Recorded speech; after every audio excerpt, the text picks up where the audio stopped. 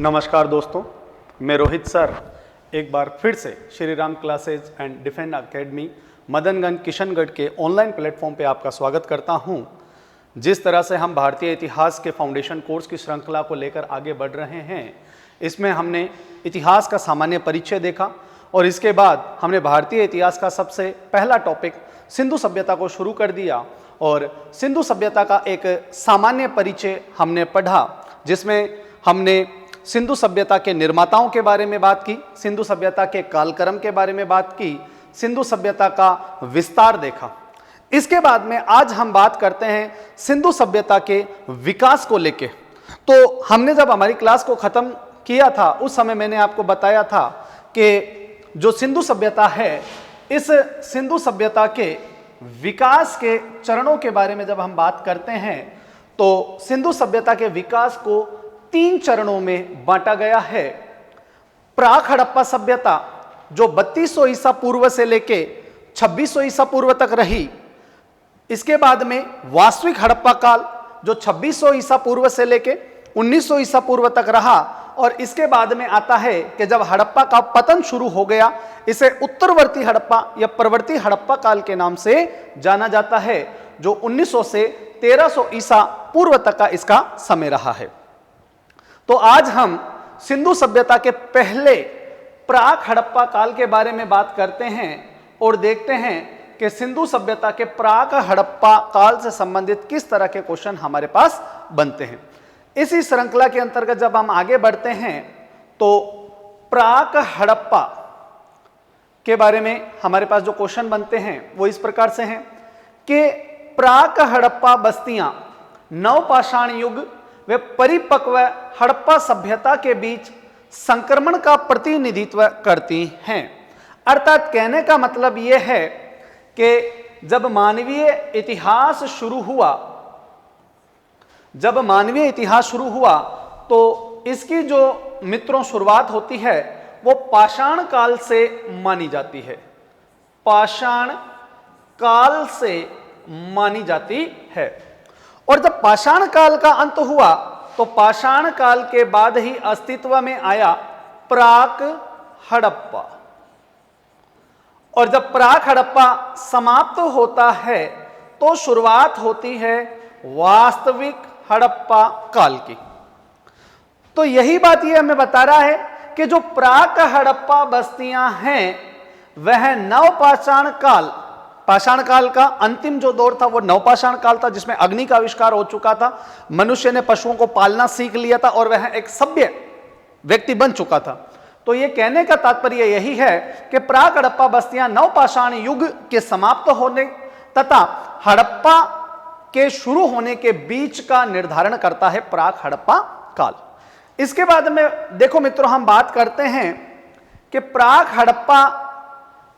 हड़प्पा नाम किसके द्वारा दिया गया। तो एक पुरातत्वविद हुए हैं हमारे पाकिस्तान के M.R. मुगल। कौन हुए हैं? M.R. मुगल, जिन्होंने चोलिस्तान, देखो मित्रों ये चोलिस्तान जो शब्द है इसका तात्पर्य है थार का मरुस्थल, थार का मरुस्थल। पाकिस्तान में थार के मरुस्थल को चोलिस्तान के नाम से जाना जाता है। M.R. मुगल ने जब इस चोलिस्तान का उत्खनन किया और यहां से जो सामग्री इन्हें मिली उसी के आधार पे इन्होंने हड़प्पा सभ्यता के पहले काल को प्राक हड़प्पा नाम दिया। हम रफीक मुगल के बारे में पहले भी पढ़ चुके हैं कि यह वही व्यक्ति है जिसने सिंधु सभ्यता को बृहत्र सिंधु घाटी की सभ्यता कहा था। M.R. मुगल ने सिंधु सभ्यता को बृहत्र सिंधु घाटी की सभ्यता कहा था। तो यह बात किसके द्वारा कही गई? M.R. मुगल के द्वारा। और इन्होंने एक पुस्तक भी लिखी थी मित्रों। जब मैंने आपको सिंधु सभ्यता का परिचय करवाया था तब एक पुस्तक भी इनकी बताई थी मैंने, द अर्ली हड़प्पन कल्चर।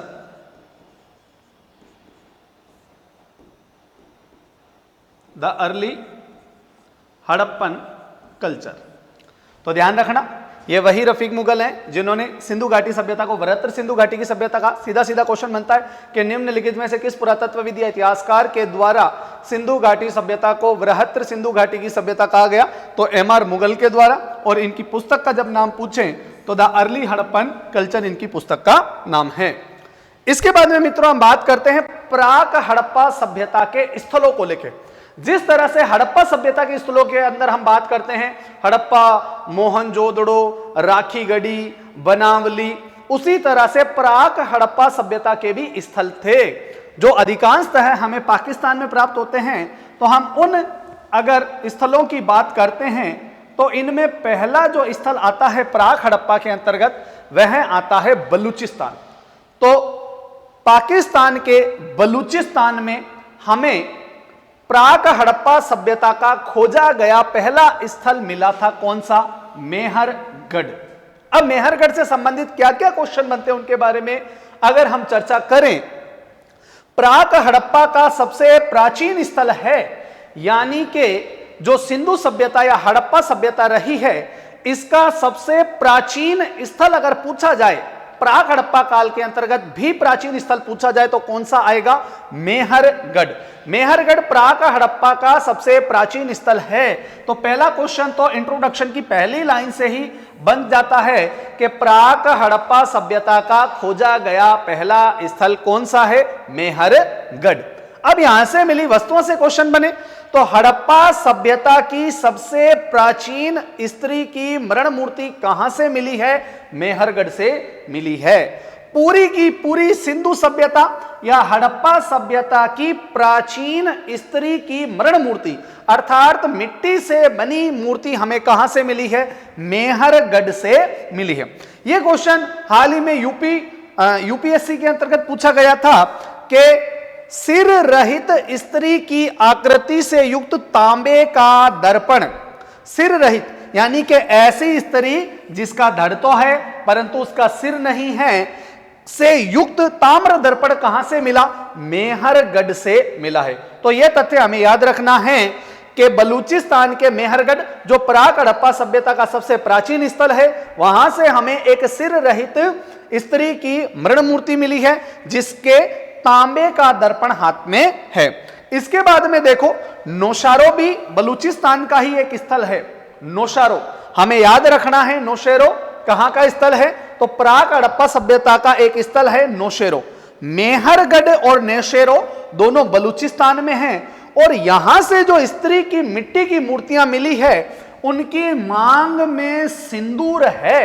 तो सीधा साधा क्वेश्चन बने कि प्राक हड़प्पा सभ्यता का वह स्थल जहां पर स्त्रियों की मिट्टी की मूर्ति या मरण मूर्तियों की मांग में सिंदूर के साक्ष्य मिले हैं तो वह आ जाएगा मेहरगढ़ और नौशेरो। ये दो स्थल पाकिस्तान के बलूचिस्तान प्रांत में हैं और प्राक हड़प्पा सभ्यता से संबंध रखते हैं।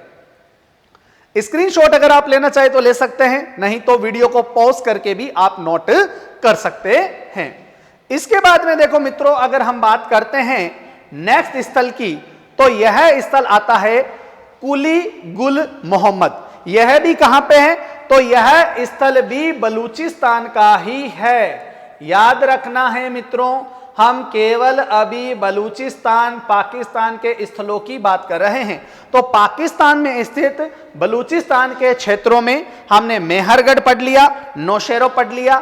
तीसरा स्थल आता है किली गुल मोहम्मद। यहां से क्या मिला? तो इस स्थल के मृदभांड अत्यधिक अलंकृत हैं। इस स्थल के मृदभांड अत्यधिक अलंकृत हैं। क्वेश्चन बने कि प्राक हड़प्पा सभ्यता का वह स्थल जहां से अत्यधिक अलंकृत मृदभांड मिले हैं कौन सा है?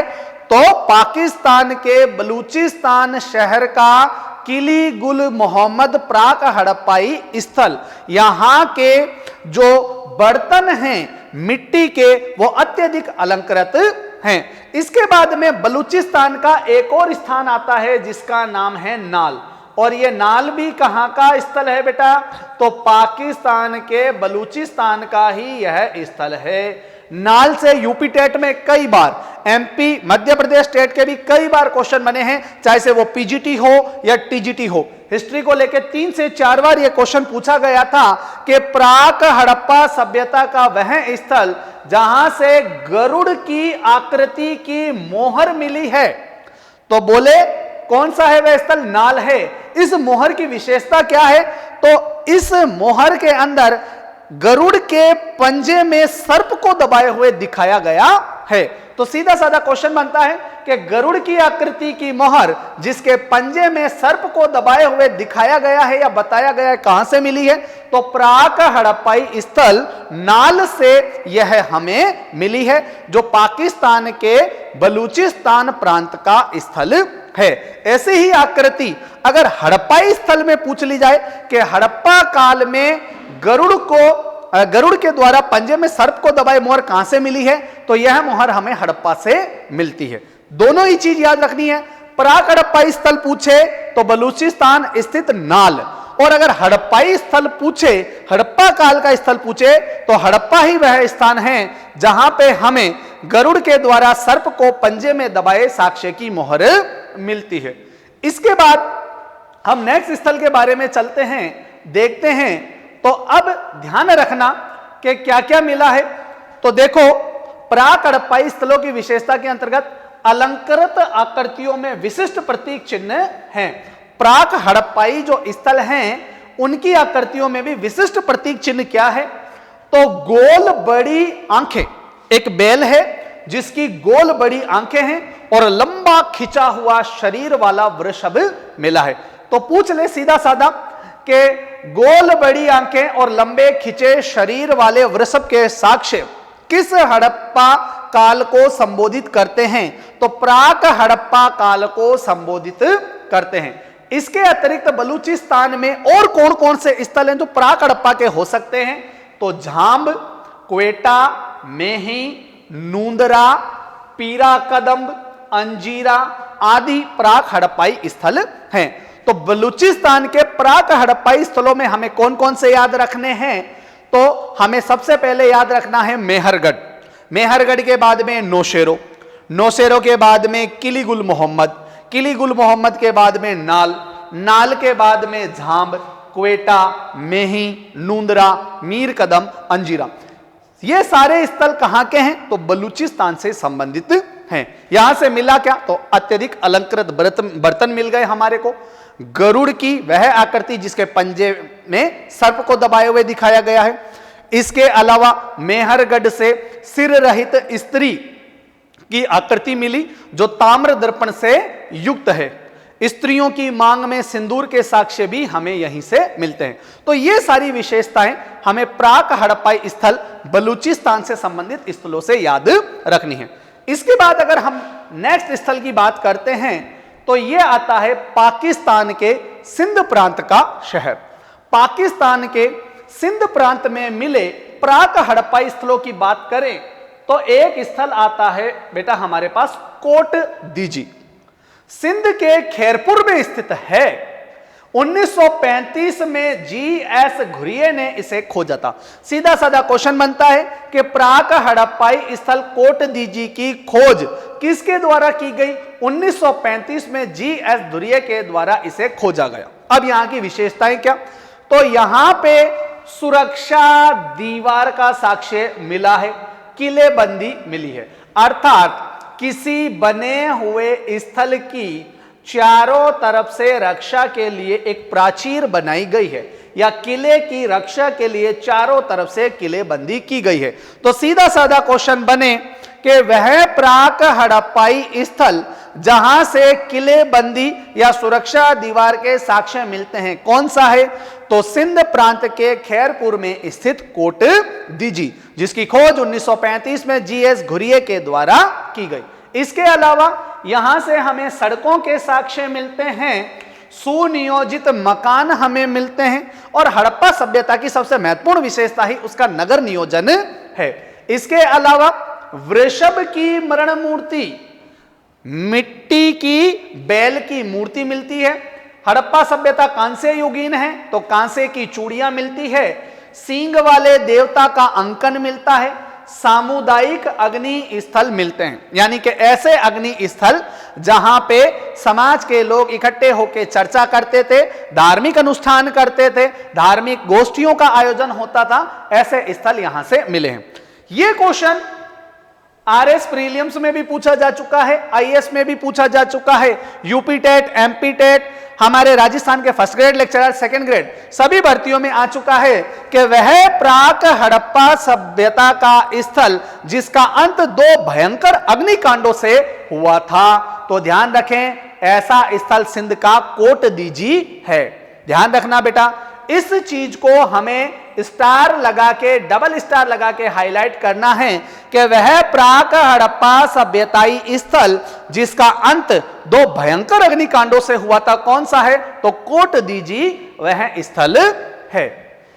इसके बाद में हम नेक्स्ट बात करें तो सिंध प्रांत का एक और प्राक हड़प्पा स्थल हमारे पास आता है जिसका नाम है आमरी। कौन सा स्थल है मित्रों? आमरी स्थल है। अब आमरी की क्या विशेषता?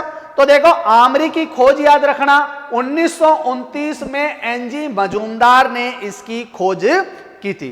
इसकी खोज किसके द्वारा की गई है? तो 1929 में एनजी मजूमदार के द्वारा इसकी खोज की गई है। क्या मिला यहां से? तो ध्यान रखना, आमरी से 12 सींगे का साक्ष्य मिला है, हरिण का। ठीक है, पूछे कि वह प्राक हड़प्पा सभ्यताई स्थल जहां से 12 सिंगा का साक्ष्य मिला, तो सिंध प्रांत का आमरी स्थल। इसके अलावा फर्स्ट ग्रेड और आपके कॉलेज व्याख्याता में यह क्वेश्चन पूछा गया था कि गेंडे की हड्डियों के साक्ष्य किस स्थल से?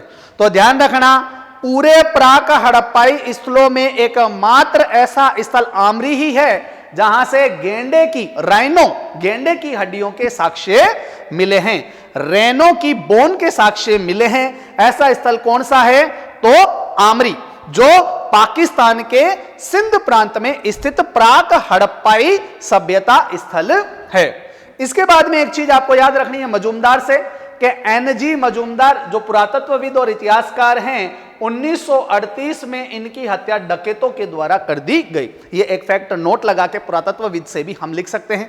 कई बार किस्मत खराब होती है तो इस तरह का क्वेश्चन भी पुटअप कर लिया जाता है सत्य असत्य के अंतर्गत। इसके बाद में हम नेक्स्ट स्थल की बात करते हैं बच्चों। तो देखो, पाकिस्तान का एक क्षेत्र आता है गोमल घाटी। अब गोमल घाटी के अगर हम स्थलों की बात करें कि पाकिस्तान के गोमल घाटी में मिले प्राक हड़प्पा स्थल कौन कौन से हैं, तो ध्यान रखना, रहमान ढेरी, गुमला नामक स्थल यहां से हमें मिले हैं। ठीक है, यहां से कोई डिटेलिंग नहीं करनी है, विशिष्ट यही क्वेश्चन बनेंगे कि निम्नलिखित में से प्राक हड़प्पाई स्थल हैं। तो रहमान डेरी और गुमला भी प्राक हड़प्पाई स्थल हैं जो पाकिस्तान में हैं। पाकिस्तान स्थित पंजाब, जो पंजाब पाकिस्तान में है, वहां से कौन कौन से क्षेत्र हैं? तो सरायखोला, जलीलपुर, ये 2 क्षेत्र हैं जो पाकिस्तान स्थित पंजाब में प्राक हड़प्पाई स्थलों का अंकन करते हैं। ठीक है, इसके बाद में आता है हमारे भारत का हरियाणा। हरियाणा में अभी फर्स्ट ग्रेड के अंदर और सेकंड ग्रेड में ये दोनों ही क्षेत्र पूछे गए थे कि निम्नलिखित में से कौन से स्थल प्राक हड़प्पाई स्थल का संबोधन करते हैं। तो कौन से हैं? राखीगढ़ी और बनावली। इसके अलावा कुणाल, बालू, अदरक के साक्ष्य, अदरक के साक्ष्य बालू से मिले हैं। फसली साक्ष्य भी प्राचीन बालू से मिले हैं। इसके अलावा भिराना, रोहिल और सीसवाल हरियाणा के प्राक हड़प्पा सभ्यता से संबंधित स्थल हैं। इसके बाद में देखो, अगर मित्रों हम बात करते हैं तो आता है हमारा राजस्थान। हमारे राजस्थान में भी प्राक हड़प्पाई स्थल हैं, जिसके अंतर्गत बीकानेर के समीप स्थित सोथी, जिसकी खोज की थी अमलानंद घोष ने। यह प्राक हड़प्पाई मृदभांड विशेष हैं, यानी कि यहां पे सर्वाधिक मात्रा में प्राक हड़प्पाई काल के मृदभांड मिले हैं। तो सीधा साधा क्वेश्चन बने कि राजस्थान का वह प्राक हड़प्पाई स्थल जहां से सर्वाधिक मात्रा में प्राक हड़प्पा काल के मृदभांड मिले हैं, कौन सा है? सोथी। सोथी के बारे में हम पहले भी पढ़ चुके हैं कि सोथी वह क्षेत्र है जिसको इतिहासकारों ने हड़प्पा सभ्यताओं के निर्माताओं से संबंधित बताया था। ठीक है, तो ध्यान रखनी है यह बात, परिचय में देख लेना, इस बात पे हमने जोर दिया था सोथी पे। इसके बाद राजस्थान का सबसे चर्चित सभ्यता स्थल कालीबंगा। देखो कालीबंगा प्राक हड़प्पा से भी संबंध रखता है, हड़प्पा से भी संबंध रखता है और परवर्ती हड़प्पा से भी संबंध रखता है। तो सीधा साधा क्वेश्चन बने कि राजस्थान का वह स्थल जो हड़प्पा काल के विकास के तीनों चरणों से संबंधित है कौन सा है? कालीबंगा है। यह वेरी वेरी इंपॉर्टेंट फैक्ट है, इसको याद रखना है। अब कालीबंगा में बहुत से साक्ष्य मिले, तो अभी हमें केवल प्राक हड़प्पा से संबंधित साक्ष्यों के बारे में जानना है कि कालीबंगा के अंतर्गत वह साक्ष्य कौन से हैं जो प्राक हड़प्पा काल के हैं। तो ध्यान रखना बेटा, जुते हुए खेत हड़प्पा काल के नहीं है, प्राक हड़प्पा कालीन हैं। जुते हुए खेत कैसे हैं? प्राक हड़प्पा कालीन। दुर्गीकरण, यहां पे भी नगर बनाने के बाद उस नगर को सुरक्षा दीवार से घेरा गया था। तो कालीबंगा का जो दुर्गीकरण का साक्ष्य है वह किस काल से जुड़ा हुआ है? तो प्राक हड़प्पा काल से जुड़ा हुआ है। इसके अलावा एक मकान की दीवार में दरार जो भूकंप का संकेत देती है, यह भी प्राक हड़प्पा कालीन साक्ष्य ही है। इसके बाद में हमें याद रखना है कि प्राक हड़प्पा की ईंटों का अनुपात, क्या याद रखना है? प्राक हड़प्पा की ईंटों का अनुपात, वेरी वेरी इंपॉर्टेंट, क्योंकि प्राक हड़प्पा की ईंटों का अनुपात और परिपक्व वास्तविक हड़प्पा की ईंटों के अनुपात में फर्क था। प्राक हड़प्पा की ईंटों का अनुपात 3:2:1 था और परिपक्व हड़प्पा जो 2600 से 1900 ईसा पूर्व रही है उसकी ईंटों का अनुपात 4:2:1 मिलता है। ठीक है मित्रों, तो यह हमारा हुआ प्राक हड़प्पा सभ्यता से संबंधित एक टॉपिक कंप्लीट। इसके बाद में मित्रों हम चर्चा करेंगे परिपक्व हड़प्पा, वास्तविक हड़प्पा के बारे में। लेकिन हमें प्राक हड़प्पा के स्थल, प्राक हड़प्पा स्थल के साक्ष्य पूर्णतः याद होने चाहिए। इस वीडियो को पॉज करके आप अच्छी तरह से नोट बनाएं, इसे 3-4 बार देखें।